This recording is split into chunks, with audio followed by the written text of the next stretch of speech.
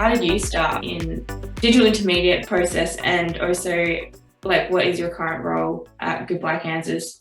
So I'm actually current technical VFX editor at Goodbye Kansas. Before I moved to Sweden, I worked as a DI editor in both Los Angeles and Sydney. After I graduated from college, I got an opportunity to intern in a DI house, and I found out that's what I have passion for. And because I really like technical parts in the post productions, and I found DI is quite technical, and I really like it. That's how I get into DI. So Yeah. how about you? So I'm currently working at Kojo. So we're an Australian post-production house. We have a range of work that we do across feature films, TV series, and TV commercials. When I was in university, I was actually studying media and a bit of VFX. So I started doing a lot of interning and work experience in editorial. Eventually I started in Kojo as a VFX coordinator. From there, I ended up realizing I'm actually quite technical as well, like you, and started kind of getting into a lot of different processes in post-production, including like data management, DI assisting, edit assisting. So we're quite a boutique kind of post-production house. So I've been pretty fortunate to get my hands dirty on almost every single kind of process, including like anything from like, coordinating to actually being on the tools on an Avid or Resolve. Yeah. So That sounds awesome. it's been a really good it's been a really good learning ground of just seeing what post-production is like, and the digital intermediate process, which I've also learned that it's quite funny how it's called the digital intermediate, because it was originally the process from going from film to digitizing it to be graded in a grading software. But yeah, I find it funny that in a lot of places that that term still carried over from old film terms, because nowadays almost every film is now digital, going from camera to the finishing process. So we kind of are in a whole full digital pipe. So we don't necessarily have a digital intermediate step anymore. But yeah, I always find that quite funny. I think when most people starting out, they obviously think of editing, like, finishing a movie is editing it. But we both know it's a lot more technical than that. But how would you describe it in, introductory terms about the processes of from the edit to the finish? Sometimes when I need to explain what DI is to my friends or families, it's quite complex because they don't have Yeah. the background. For a short answer, I usually just say it's color grading and finishing, so Mm. they can have a brief idea what that is. But it's like you say, there are more steps. For people who have some post-production background, I think they can understand it better. So after we finish the editing, like picture lock, but it never got locked, to be honest. No, it's very rare to have a job that actually Yep. locks when you start. When the picture is locked by the editor, they will send a turnover to DI or online. So during that process, the online editor, they will conform the project to the high-res files, which is the original camera footage, and also the final visual effects comp. So in the final timelines, all you get is the highest quality of what it was shot or the visual effects teams made. After that, the colorist is doing the color grade on the show, and then they put their vision with what DP wants and the director wants. It will be a ongoing process for a couple of weeks, sometimes even months. It also depends on how big the project is. So when the colorist is done the grading, and we also receive all the final comps from visual effects, we are moving the steps to mastering and making deliverables. What deliverables you make is really depends on what distributors need. Like, for example, if it's for theatrical release, you need to make DCPs. If it's for home deliveries, you might just need a QuickTime files. Oh, there's one thing before that, which is QC, like we have mentioned that. Yeah. And to make sure there's no errors in the movies. And Yeah. usually we just send to third-party QC vendors. Those Yes, same. QC operators, they have trained their eyes that they can catch like Yeah. almost every error in the movies. That's pretty much from the beginning to the end. For visual effects show, we usually need to create show reels. We need to talk to like CG artists or comp teams. They will create some breakdown layers. So we are creating breakdown reels for that show as well. Actually, yeah, breakdown's always the thing that is always at, like, because you're trying to finish the show and really push to get all the shots done. And you always forget, oh yeah, we should probably do a breakdown just so we, show our work. Yeah. All the effort that's gone in. Because like it's easy when you're in the thick of it to, and also for artists as well, to forget how much effort everyone's put into a shot. And it's always good to just see it once you've done all the passes of especially if we went from like a massive CG or environment build, or like that used to be a green screen, or just a blank, or just nothing in the background, to like this massive build that you see in the films that most people bat an eye to in the cinema. But yeah, it's good.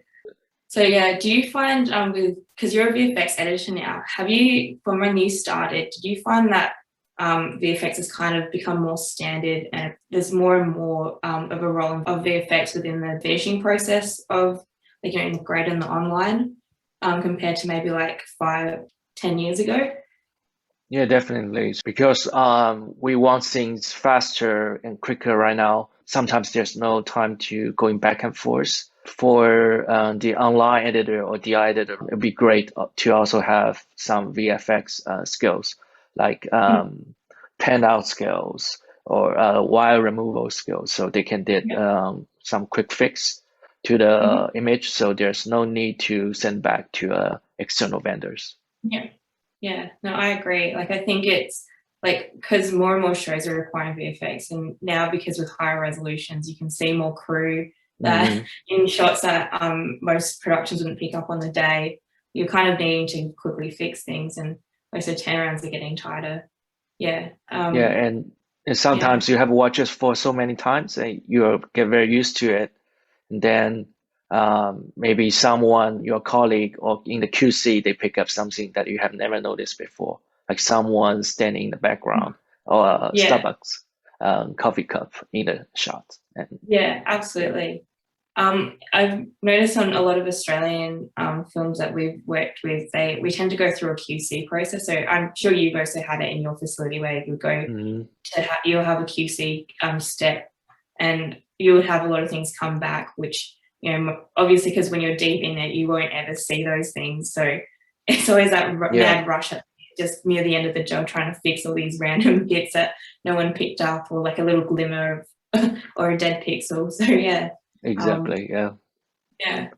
Have you done much HDR work recently, or are you starting? Because I know this is quite a new, like, obviously with streaming services now, like they're all requesting for HDR10 or Dolby Vision deliverables. Have you found any? If you have worked on it, have you found any challenges in the pipe? Or HDR is definitely the next trend for home deliveries. And for the last project I was working in Australia, which is Peter Rabbit 2, we actually did the HDR finishing grading in-house. It's quite interesting to see how the grading has a bit different approach in HDR, because there are so many things you cannot see in a traditional SDR grade or P3 theatrical grade. For example, like the skies, sometimes it's super saturated. And then in HDR, you have to really take care of that part. And also for some 4CG animation shows, because there are so many stops in the linear CG space. And when you put it into HDR, even we have a wider range now, you still need to compress that into HDR.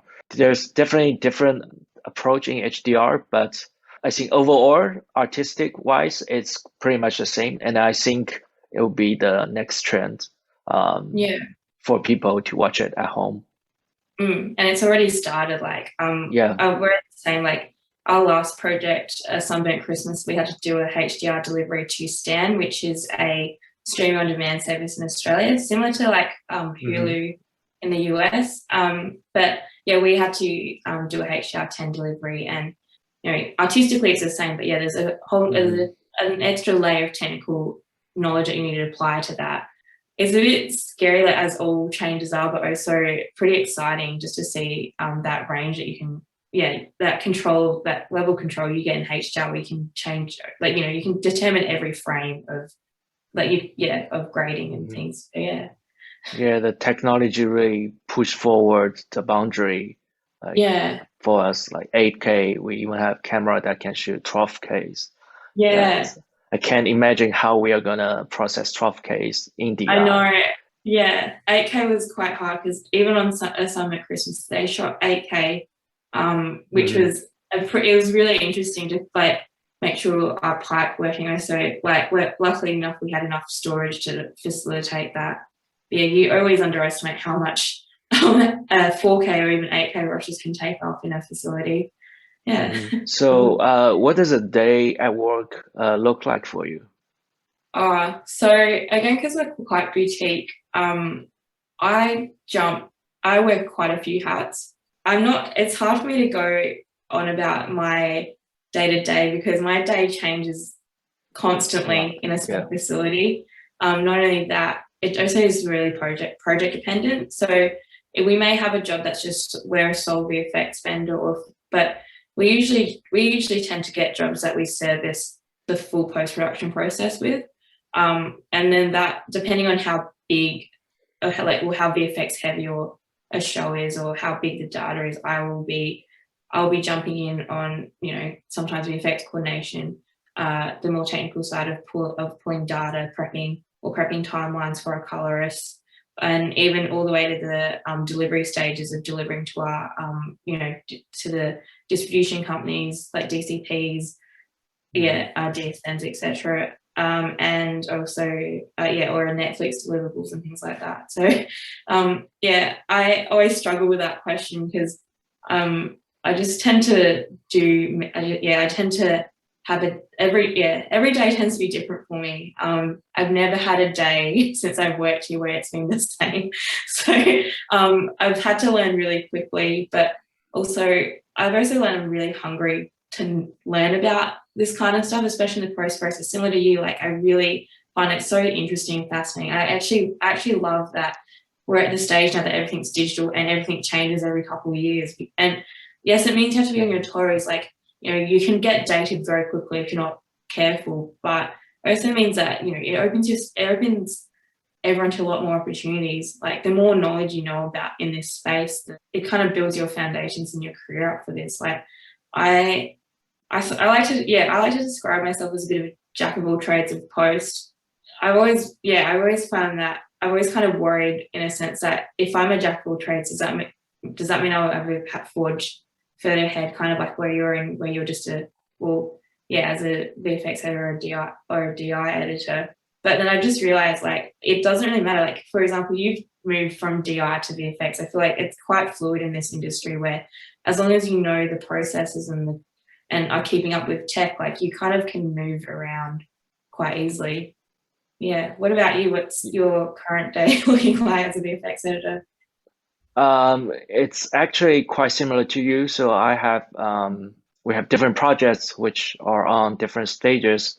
So I need to jumping back and forth, doing different things based on what the project is. So sometimes it's like conform, sometimes it's like pulling plates, doing the plate setup for the comp team. Sometimes online, the shots we get from comps.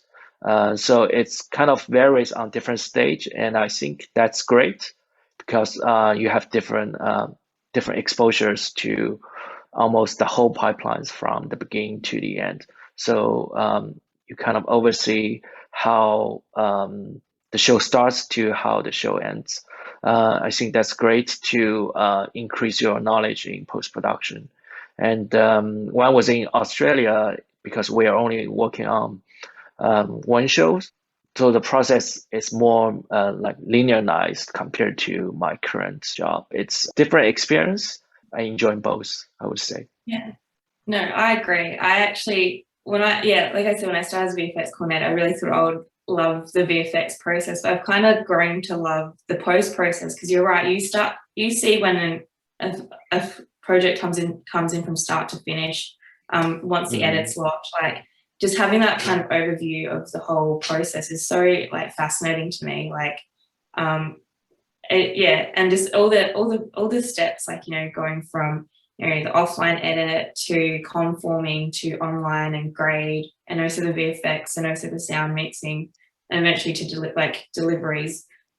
There's just so many steps that I think, the average like audience member watching a movie would never think that happens in the background. I think, there's a lot of work and a lot of team. Yeah, it's a big team effort, which I find really good and collaborative. So yeah, I definitely agree with you about that. And yeah, like, I don't think in this role of like in the digital intermediate or, online or finishing, I don't think you ever have, like, it's very rare to have one role and one role only, unless you're like you're the lead colorist doing like the creative, I guess. Yeah. So we are both doing a lot of stuff for our job. So what's your least favorite part? I think like with most jobs, like there's always something that you just absolutely can't, you have days where things it just feels like work, like that. I have that, but then like if I look back on it, like I'm trying to now, I actually don't mind it, because like I think, you look back on it a bit distant, so like, actually no, that wasn't as bad as I thought in the moment. Like I did get something out of it. Like, maybe I'm being too positive. I don't know if that's even possible, but like, I think like, I like to like kind of reflect, like I've obviously had bad days, and, struggling, getting thrown in the deep end about, trying to, sometimes learn the software on the fly, and trying to like pull something out of an edit that I'm not in a software that I'm not familiar with, and kind of freaking out, flying by the seat of my pants. But but then when I look back on it after I've done it, and actually, being able to pull something out of an edit, or like, reconform it, I kind of look back and like, even though it was terrifying to try and do that on the fly, and we've got like a client, screaming for, something to get out, and, getting and having VFX knocking on the door, like I learned something quite valuable about, some processes that, one, a new software, two, also like if I could do it again, how would I make it more efficient? And like just building on that knowledge, like as hard as some things are, especially on a technical level, and learning new software, which is inevitable in this business, like it's not, I think all of it's still valuable. And what I've also learned is like over the last 4 years or so I've been in this industry, that like before, when I first started, I really freaked out about picking up a new kind of software. But now, like when I picked up a new like editing tool, I kind of or grading tool, I've kind of been able to, make my way around it, because at the end of the day, it's all the same kind of like logical processes. And yes, some buttons are in a different place, but logically, like what you're trying to achieve is the same thing. Like in a color, we have so many different color grading softwares, from Resolve, Baselight, Luster, Dakota. Like all of them, like they all have their pros and cons in a grading perspective. But then if you kind of have cracked one in quite an advanced way, you can kind of get the hang of another one if you had to jump into it for a project. And I think working DI, it's all about experience, like the situation that you have been through before. So next time when you see the same situation, you know how to deal with them. Yeah, no, I agree. I think every situation you land, no matter like positive or negative, you kind of learn and can move forward, and have more grounding for your next problem that you face. Yeah. The least favorite, I would say, or the difficult part, is archiving. Oh yeah. No, I agree. It's always so tedious. Yeah. So when you ship out the show and then you saw, oh, we're done with the project, but actually we're not. We're still one more step to do, which is archiving. because the project has been working on by a lot of people, and sometimes it's hard to track what everyone has done. You can always figure it out. It just a little bit time consuming, I would say. Yeah. So my favorite part is, like you said, if you are not keep learning new things, you will be out of date quite soon. So my favorite part is I can learn new technology, new knowledge, new skills, new tricks, like almost every day. So, and that's quite fascinating. Yeah, no, I agree. Like that's probably the funnest part. Like, Hmm. no, I also agree with you that archiving can be so tedious, but then like maybe I just love pain, but I always like I need to find the best. Yeah, like I think like I should never say this, but I sometimes love monotonous tasks where it's super repetitive and just like maybe this is the coordinator coming out of me where I can just I could be sitting there just data entering for a whole afternoon.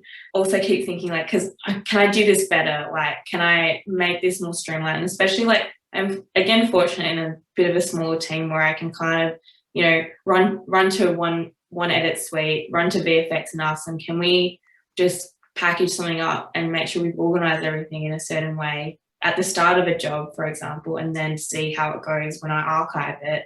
So I've had a couple goes at it now, but I still think I've got more ways of improving how easy it is. But yeah, at the moment, I've started aiming to kind of get everyone to just be like, let's dump it on one server, like all your working files, and I can grab that, put it on a tape, and we can, and at least like it may be a mess, but at least everything, if we bring it back, everything will link back again. So it's a bit more foolproof. But I'm sure there's better ways of doing it.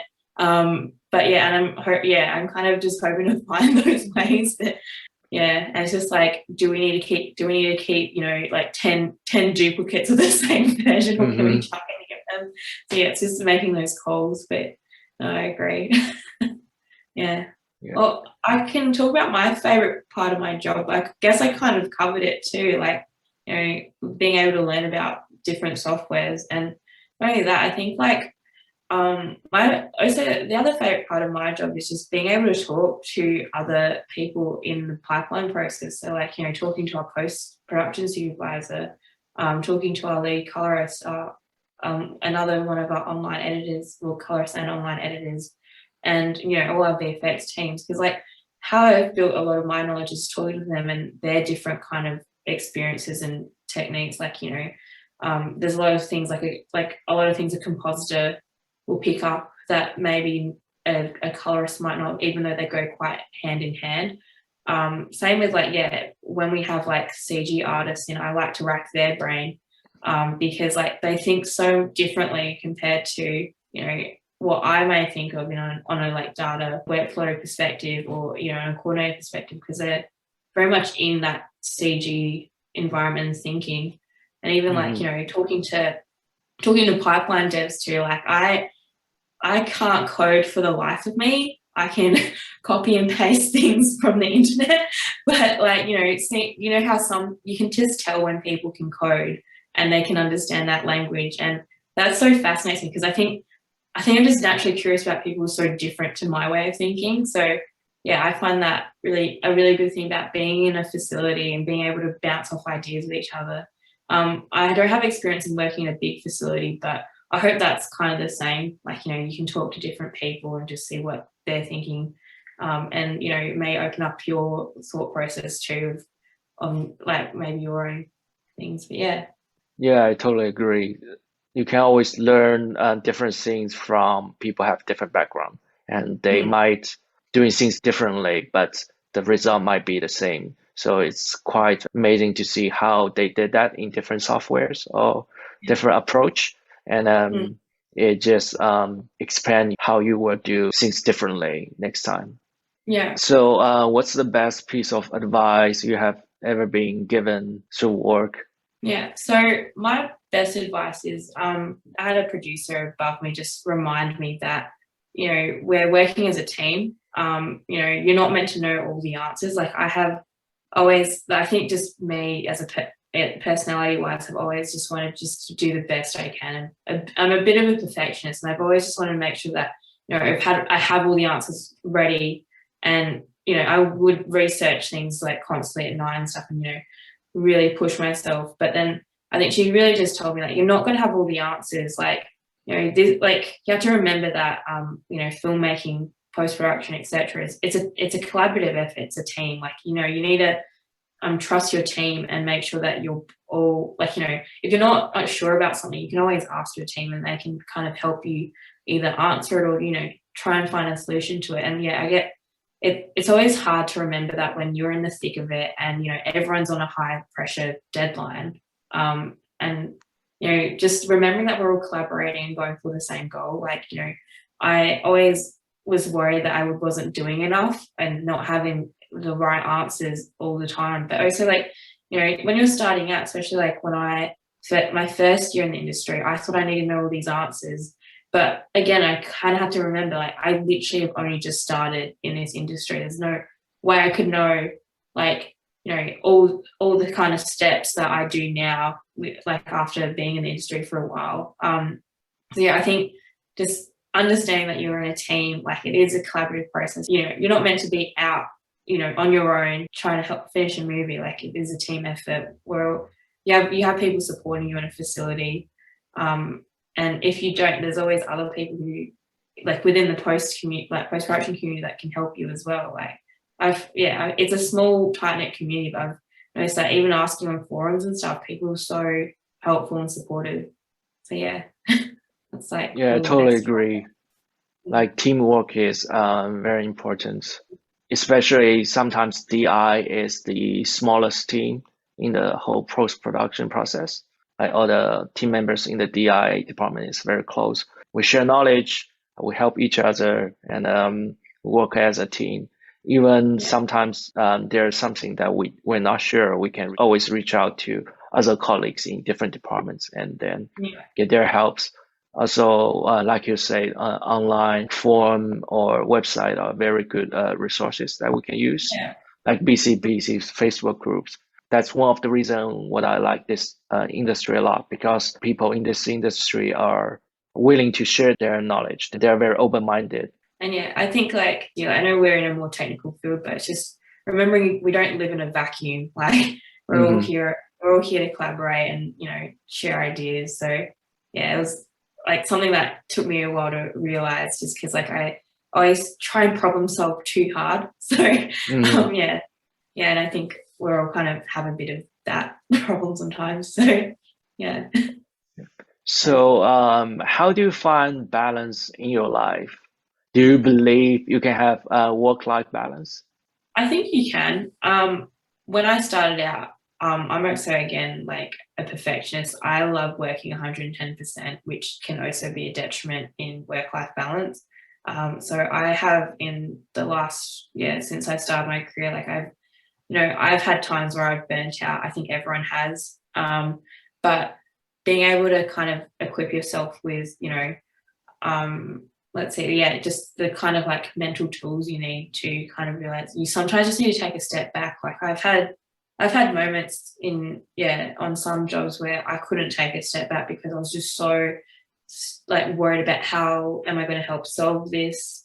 But at the end of the day, you kind of have to just force yourself to, just so that you just clear your head. Like, you only work, until, like, like an 8-hour day. There's only so much you can, like, accomplish in that 8-hour day. Like, again, yes, like, this industry is prone to overtime when in crunch time. Like, on your typical day, like, there's no point of, like, burning yourself out for an extra, like, a couple more hours just trying to solve a problem, when you just need that time to, like, put down the tools, go home, have a think, decompress, have a think about it, and then come back. And then I think, like, when I've done that, I think my thought process is a lot clearer than if I try to burn through the night trying to solve it when I didn't actually, when the answer was going to come, the next day. So I think, like, being able to balance that, like, I think, you kind of just have to remember to check yourself. It is really easy in post-production just to keep going, because I think the type of personalities is kind of what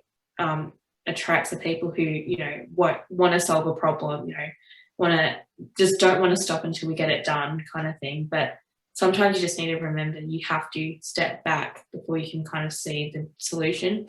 So yeah, it's taken me a while to even learn that and not burn out about it. Yeah, no, so just making sure that you set enough of your own personal time aside, like even the weekends, like there's a reason why we have weekends. Like as much as I would love to work like 7 days a week, because I freaking love like this industry. I shouldn't, because like, you know, you like, yeah, you can burn yourself out by doing too much of something. So you got to just remember to find other things to kind of, you know, reset yourself. You can't do the same, you can't be in the same headspace like all the time. I think we're not built to be like that. So yeah, just it's important to try and find breaks. And also, yeah, putting your hand up if you need some help. Like, because I think the last thing your team will want to see is you burn out and not be able to actually like, you know, do your work. Like I think everyone on your team is wanting you to be the best you can, and, you know, output the best work you can. And if it's getting to a point that you're working so hard that you can't actually, you know, make good decisions on the floor, then yeah, I think you need to take you have to take a step back, not just for yourself but also for the work as well. I think it's possible, but yeah, it's again just being open about it with your team and letting people know, and also making those mental boundaries for yourself. Yeah, I think like most people in this industry, we all love our job. That's why we have so many passion, and then it's very easy to get overworked.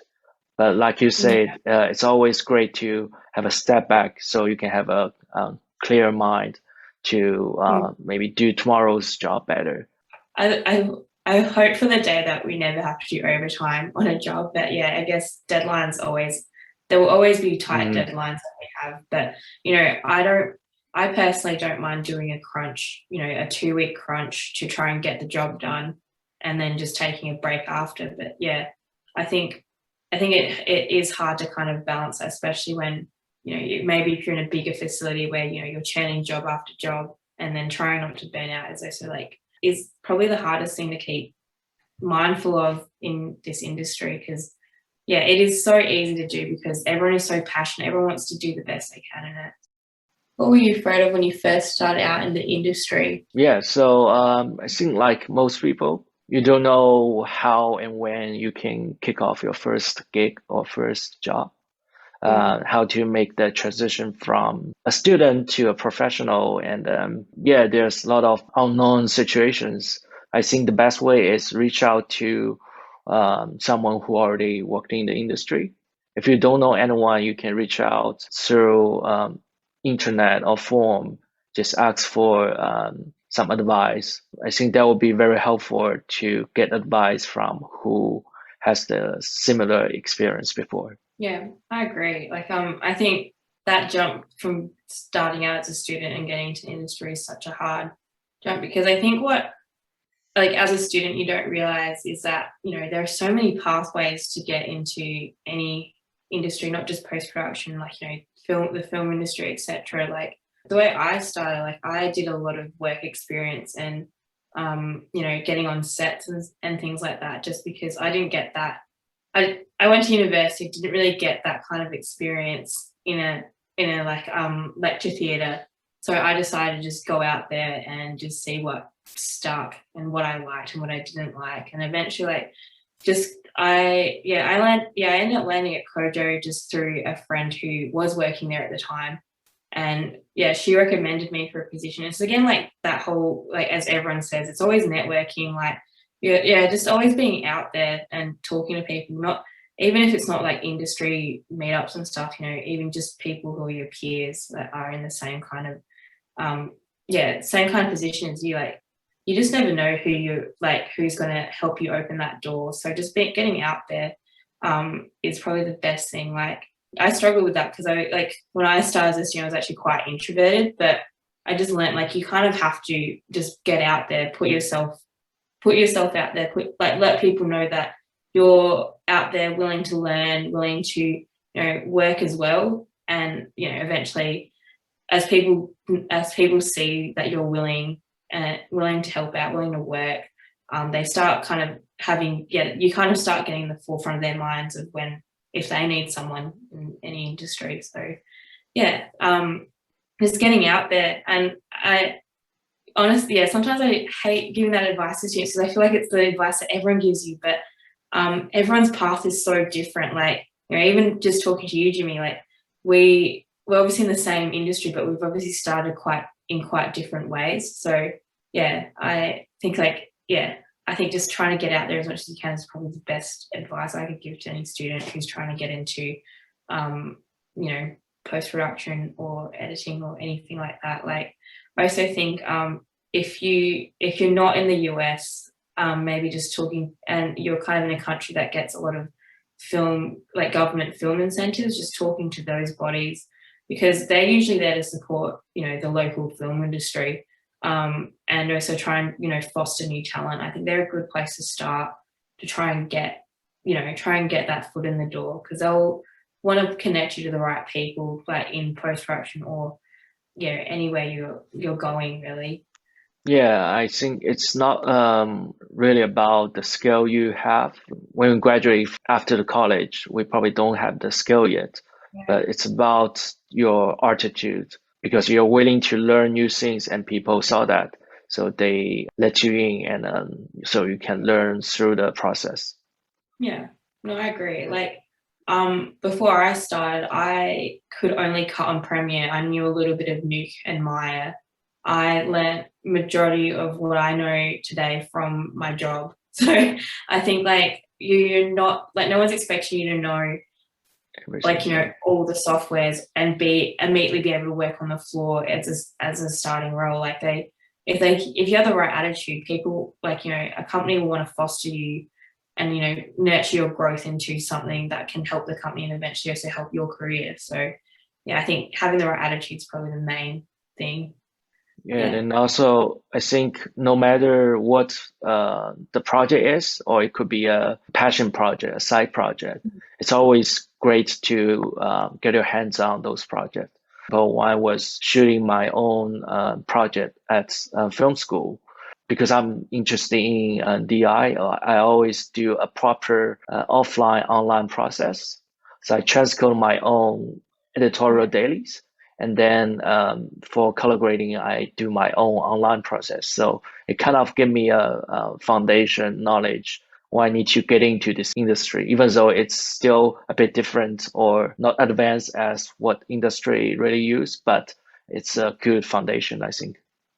Yeah, I agree, because then it makes you understand the round tripping process from going from offline to online. Like, it may not be industry standard, but you're right. I think you still learn valuable knowledge and tools to understand that process, which is so common, as you know.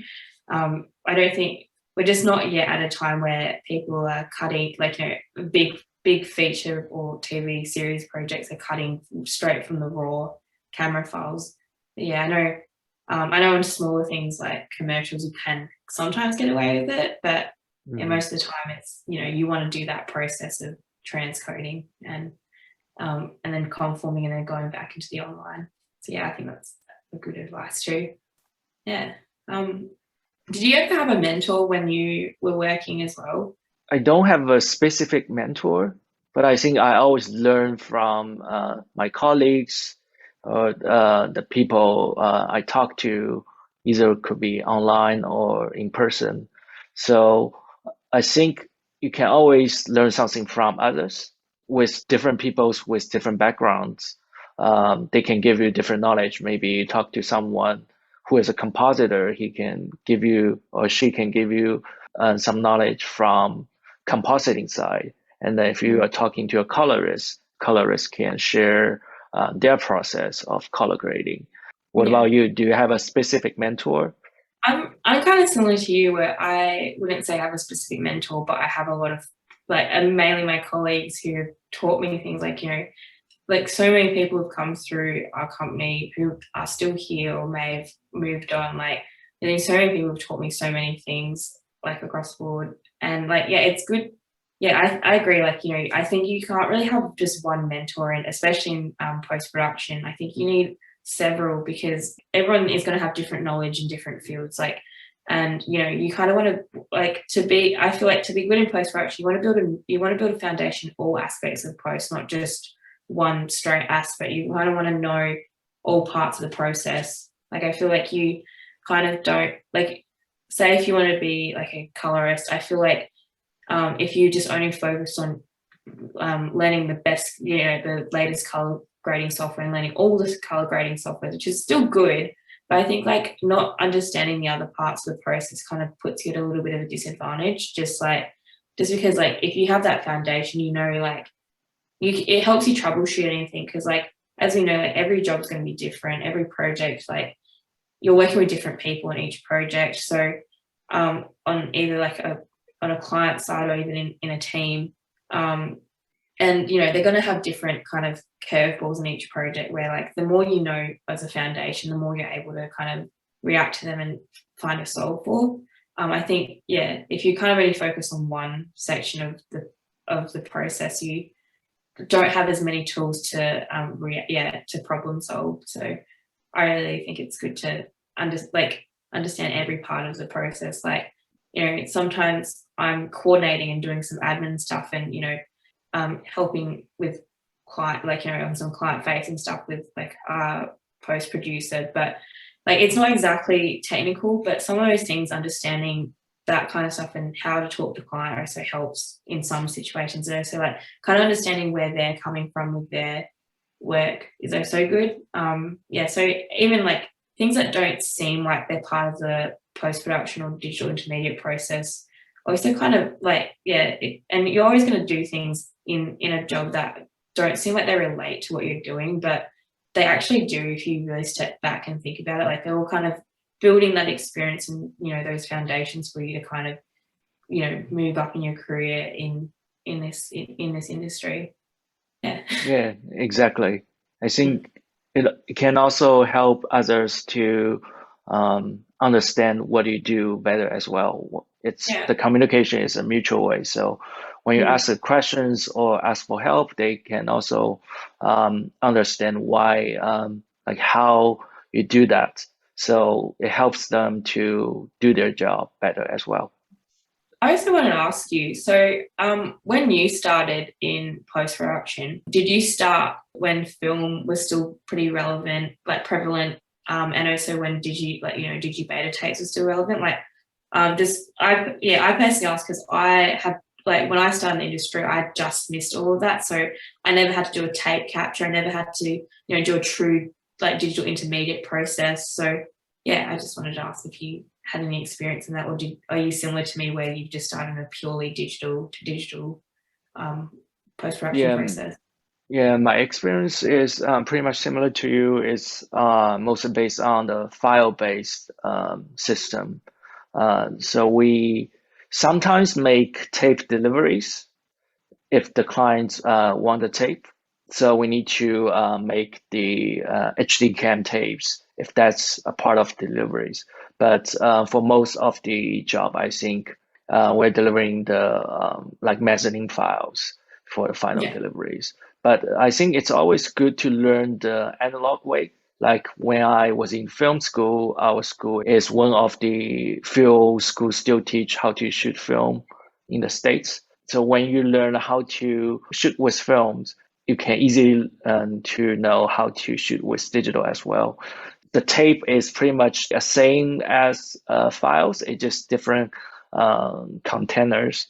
So if you know how to make a tapes, you can easily know how to make video files as well. Yeah, I always love asking that because like I work with quite a few people who literally, cut their teeth on, on analog processes. So I always just, because I only have heard all the stories about, all the analog steps from them. So it always like, it just actually kind of baffles me that, today most people start, like, for example, me and you and anyone after us are just going to go into the industry without, just with a purely digital process. So it just shows you how much things have changed in the last 20 years or so, and are going to change even faster in the next 10 years. Yeah, it will be only file based, I think. That's we'll right. definitely get rid of the tapes. for sure. Yeah, and film, which I think a lot of I think every director's dream and cinematographer's dream is to shoot on film, but it's just getting harder and harder these days. Just and also as the technology gets better, I feel like it's not as relevant to shoot on film as it used to be for that look. I think there's a lot more software nowadays able to emulate that look. Obviously at varying qualities, but they're getting better and better. And I'm sure that there'll be a time where we're not even going back to film, which is a little sad, but yeah, just the way things go.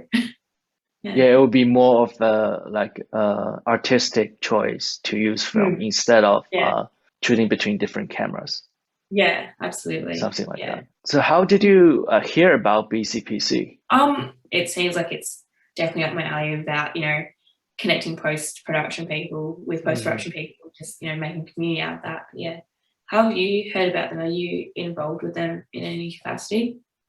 Yeah, I actually found BCPC through the post-production rate survey. Okay.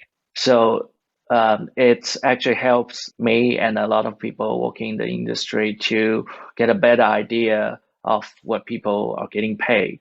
Especially for people who are new to the industry, they're not familiar how the system works. So with that surveys, there are actually a lot of data that people are contribute to that.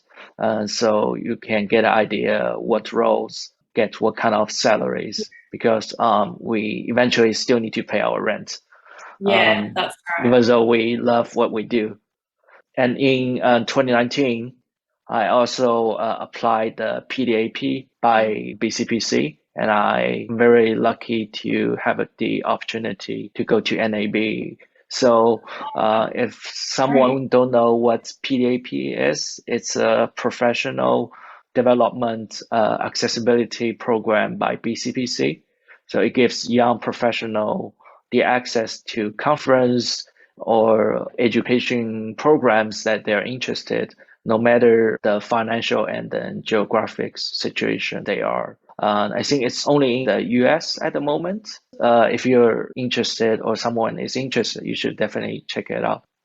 That's such a good initiative. Even just being able to go to NAB is so important in your in career development.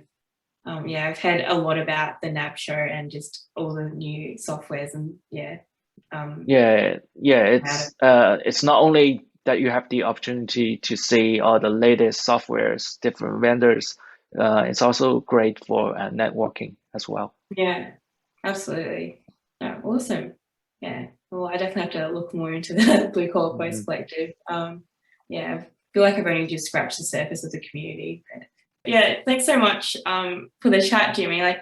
It's good to know that across the world there is similar post people as well that know exactly post language. So it's likewise. I really enjoying our conversation. Same. Likewise. It's been really good. Thank you. Thank you. Also, thanks for Crystal who facilitates this series. Thanks again, Crystal, for organising and getting us in touch just to geek out and talk about the post-production process.